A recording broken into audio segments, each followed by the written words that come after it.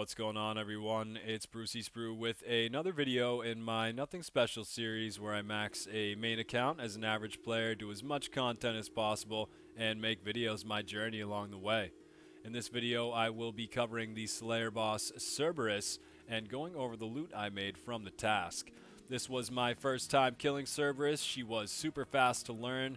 The kills are quick in general, and you get a chance at some great drops, those being the Primordial, Pegasian, and Eternal Crystals to be able to make the best in slot boots for melee, range, and mage. You get a chance at a Smoldering Stone to be able to create Infernal Tools. She has a pet drop, a jar drop, and her non-unique loot table, I would say, is not bad. For the hard requirements, you'll want 91 Slayer. You could get away with 86 and a Wild Pie to boost, but I recommend starting at 91 and unblocking Hellhounds then. I also highly recommend 80 Agility or a minimum of 75 with a Summer Pie so that it is much easier to get to her. Other than that, you will need to be on a Hellhounds task as Cerb is a Slayer boss. Cerb is not a solo instance, so you could go there with friends, but only one of you is going to get the loot. For the stats, you'll want at least 85 plus in your combats to be comfortable there, but you could get away with less. And Cerb is going to be located in the Taverley dungeon just northwest of Falador here. The best option to get to her is going to be a Falador teleport in your house, or you could move your house to Taverley and run south, or use a redirection scroll on House Tab and run south that way. The reason you want 75 to 80 agility is going to be for this obstacle right here. It'll be much easier to just come into the dungeon, go over the obstacle, and go to her lair. If you did not have that, you would want 65 to 70 agility, and at that point you'd want Summer Pie, an anti-fire dose, and probably an extra stamina dose at the bank, and you'll run this way to get to her lair. For the gear, I will throw up the melee recommended gear from the wiki here, and you can pause and take a look at that if you'd like. Cerb can also be ranged, so I will put up the range gear on the screen now, and you can pause and take a look at that if you'd like. And what I like to do is bring my best melee gear with an arc light because it slaps. She is a demon, as well as guardian boots and a ring of suffering, just to make myself a little bit tankier. For the inventory, I'll bring a spec weapon, a BGS, a combat potion, prayer pots, high level food like shark is fine, and then I highly recommend bringing runes for thralls and death charge. Don't forget your Book of the Dead, and to be on the Arceus spellbook if you want to do that. If not, I bring runes for High Alks and then a teleport out, and I like to bring an Ash Sanctifier. So, if you have a Spectral Spirit Shield, definitely bring that, but right now they are 56 mil. I couldn't justify buying one for this task. In my opinion, it wasn't worth it, and it's not necessary. They are nice. It will reduce the amount of prayer potions that you drink there, and it will increase your trips, the amount of KC that you're able to get, but like I said, I couldn't justify spending 56 mil on it for this task at this time. So they're not necessary, but they do help you out greatly. And with that said, let's get into the kill, and then we can get into the loot from this task. So I will use the Falador teleport in my house, which is nice because of the bank on the way. And then we can run on over to the dungeon here.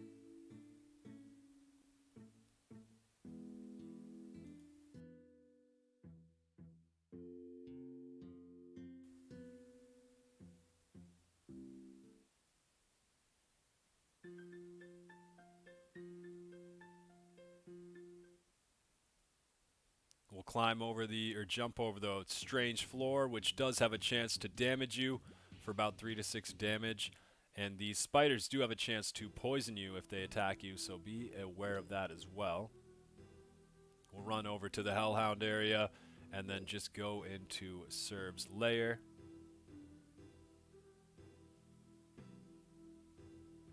Cerb does drop teleports quite rarely. They are untradeable. This is where they'll take you.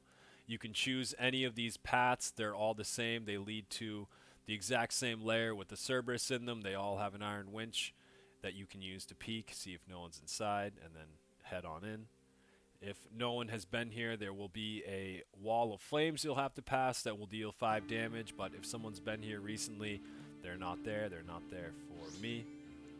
We can get into the fight here. So Cerb does use all 3 attack styles, so it's recommended to bring your tankiest melee or range gear and just pray mage or pray accordingly.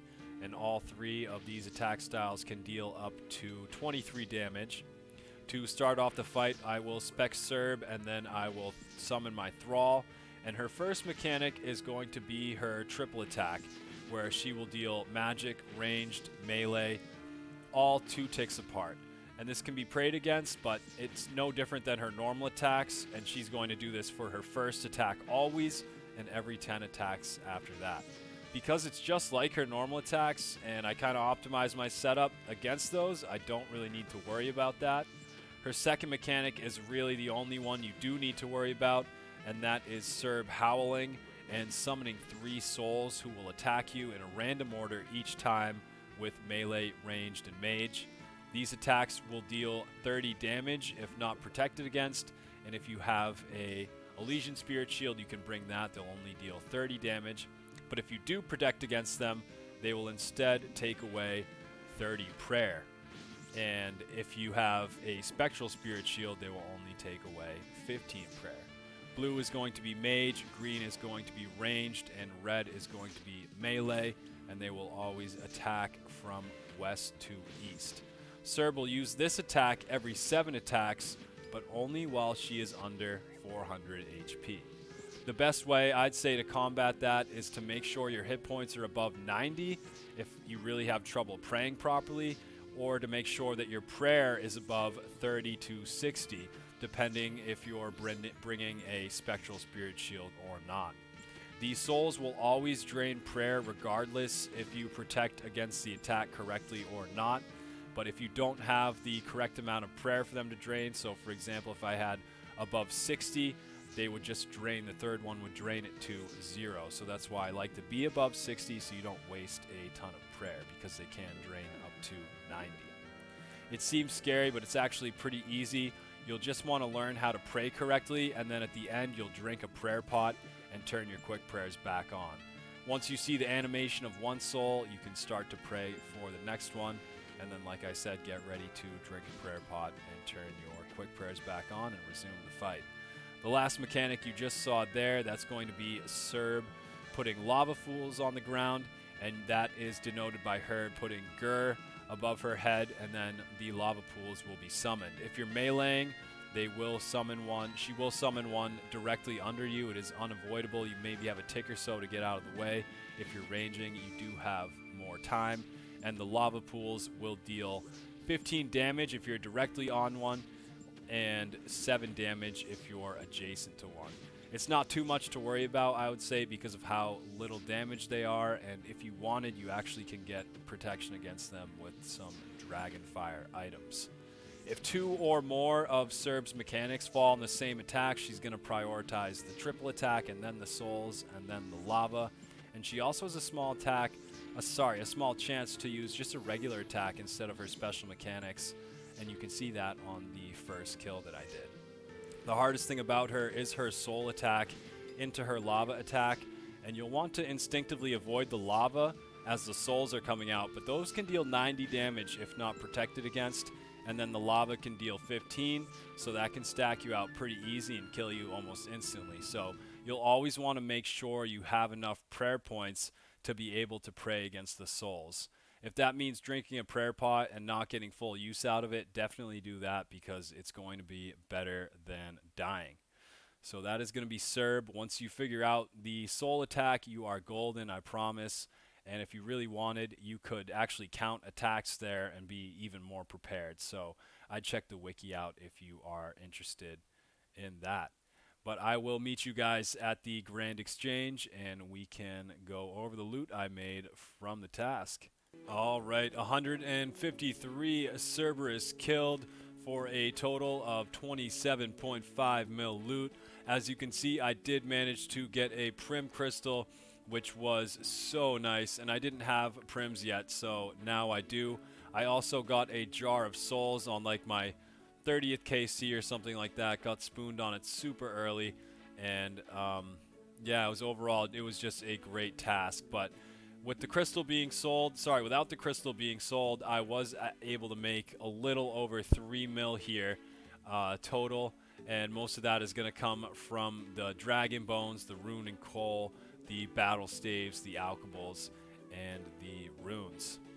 Unrelated also, but I was doing some Slayer yesterday, and I had a back 4-back Bassy Knights and Dark Beast tasks, and I got a Basilisk Head, 5 long bones, and 2 dark bows, and 4 superior spawns. My spoon truly never ends, and to top that off yesterday, I got a Black Dragon task after that.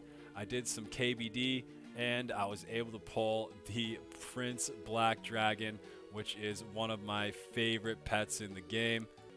Here he is now for you all to see, just absolutely beautiful. I was so happy about that. 255 KC, I was able to pull him, which is just, my spoon really never ends, guys. So for my max grind, I've only gained a ranged level since my last video, but I'm getting pretty close to leveling all my combats here, and then also a Slayer level as well, getting pretty close to 92. So I'll probably do another loot video in honor of unlocking Thermi at 93. As always, everyone, thank you for watching. If you like the video, please like, comment, subscribe, and I will catch you all in the next one. Take care. Peace.